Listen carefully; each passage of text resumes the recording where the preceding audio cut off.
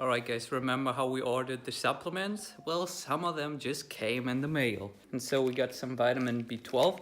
They actually put that in here. That's literally how they brought it. But we also get some very nice stuff. The good stuff, the fermented cod liver oil. Certified sustainable seafood. Yeah, dude, it's fish organic. oil, so it's omega-3. It has vitamin A, D, and K. I should taste it on the vlog. So It doesn't say anything that's about pretty vitamin much K. the most disgusting thing you can get. And you can either get it in pill form, so you know they put it in pills, or you get it in the liquid form. The pill form is not as bad because you don't taste it, you just swallow it. It's still kind of disgusting, but you know, it's good.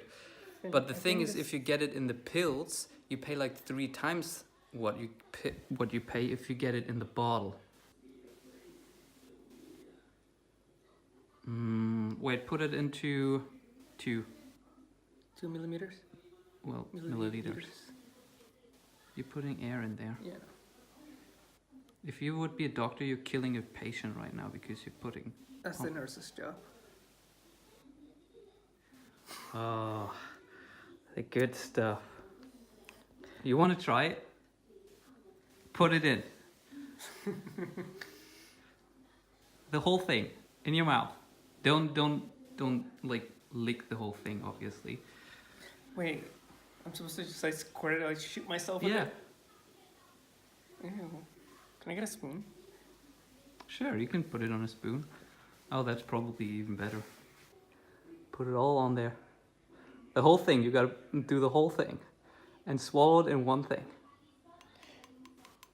Who are you talking to? They literally can just like, that's what she said, like every second sentence. Yeah. Go for it. Uh, Swallow it, Jay. I don't want to. Enjoy it. You should enjoy it.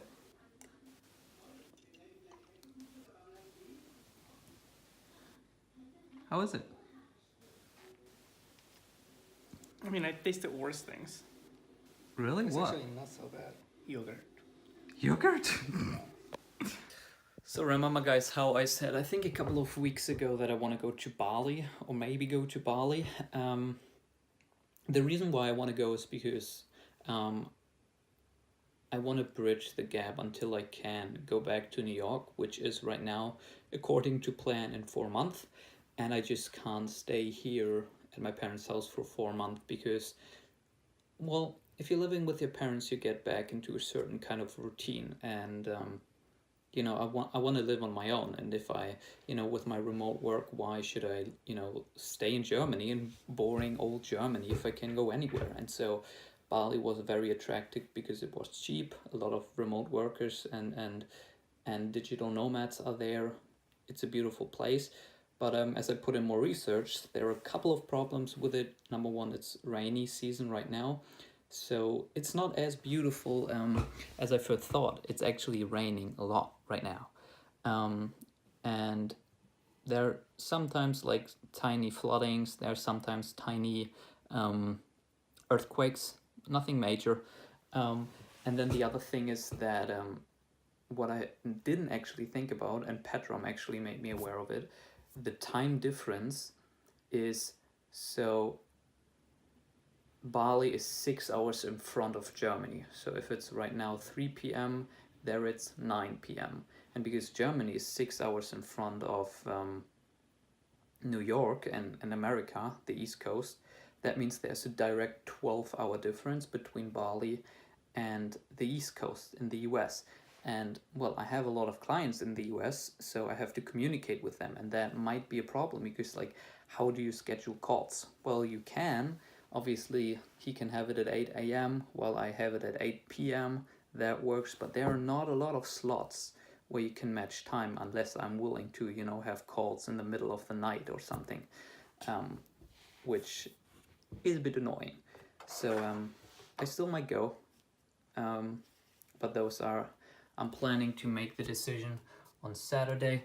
I just talked with someone who stayed in Bali for 6 weeks, and I'm gonna call with someone else who's living in Bali since 2.5 years. Someone introduced us, and I'm gonna ask him a couple of questions.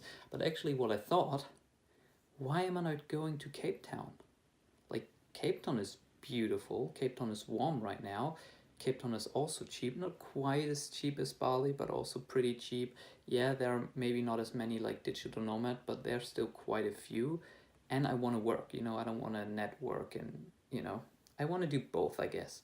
Um, and it's the same time zone as Germany, so there's only 6 hour difference between Germany and the US.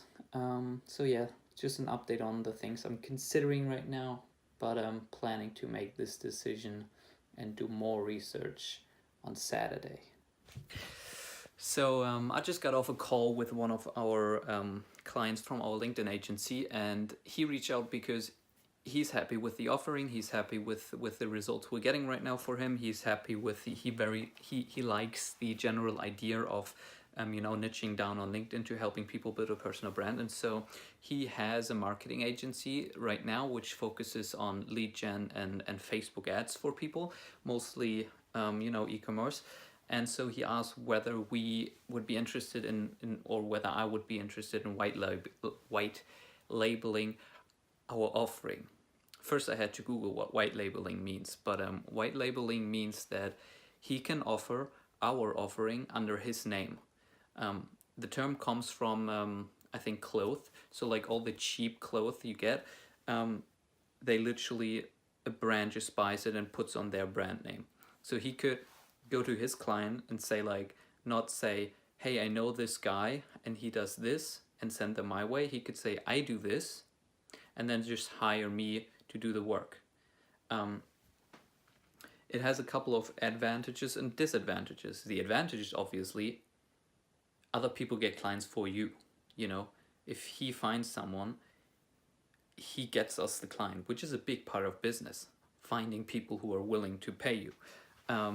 But when he initially brought up the idea to me, I was not interested for two main reasons. Number one, I want to build a brand with that agency, and I want to build a name. And obviously, if you white label and other people offer your offering under their name, that kind of goes against building your own brand. And then the other part is that I want to leverage this business to build a personal relationship with our clients, because we're right now targeting startup founders in major cities in the US. So it's people who actually do shit, you know, people who build something interesting, people who have a mission that I want to support. And so I hopped today on the call with a client who has a business that is far beyond the stage of where we are at a business right now. And so having the ability to get to those kind of people through that business is something that I was very interested in.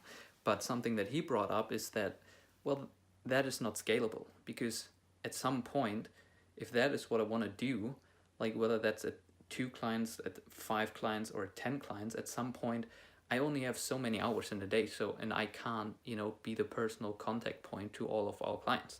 So if that's what I want to build, that's fine. If I, want to build an agency that only has like 4, 5, 6 clients, so I can, have a personal relationship with all of these clients, then that's fine.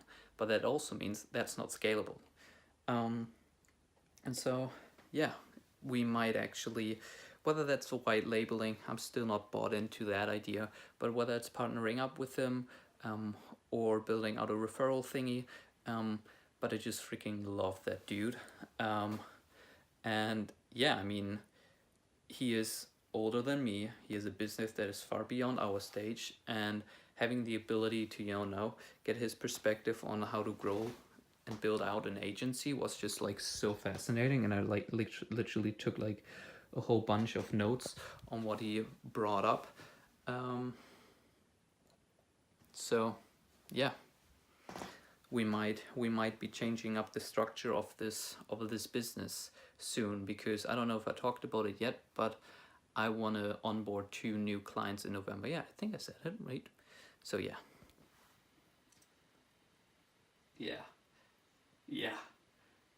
Dude, literally yesterday I went to Ninja, the guy who live streams, like the Fortnite guy. Yeah, he went on the live stream with Drake, I think a couple of months ago. Yeah, he's like making millions, like literally. And he exploded like these last couple of months. but you can go back to his YouTube channel, and he started like 6 years ago, and it's like, you know, you see the grind. Like 6 years, no one was fucking watching. It's just, you know, putting in the reps. Yeah. So, I don't know why that happens, but somehow sometimes people ask me to go on a podcast, even though I don't know shit. But this beautiful guy, we just had a... How long did we talk, dude? An hour. 60 minutes. Yeah, we talked for an hour. That's Nate. Where can people not just find you, but find the podcast? Not to listen to mine, because mine was pretty boring, but to listen all of the other value bombs that, you know, that you have out there. Finn's got some jokes, but if you're looking to listen to the episode, check out the Roots of Success podcast. It's on iTunes. You can find it on Facebook as well as YouTube. And then follow me on Instagram at Nate the Great. All right. Hey, cool. Appreciate you, sir. Appreciate you too, Finn. And with that, we're ending the vlog. Tomorrow we are bringing Jay to the train station because he's going to Switzerland. So we're gonna be on our own again. Well, not on our own. I'm still living at my parents right now. But you get what I mean. Good night. Hard to wake up when there's no alarm to wake you up. Sitting, breathing, do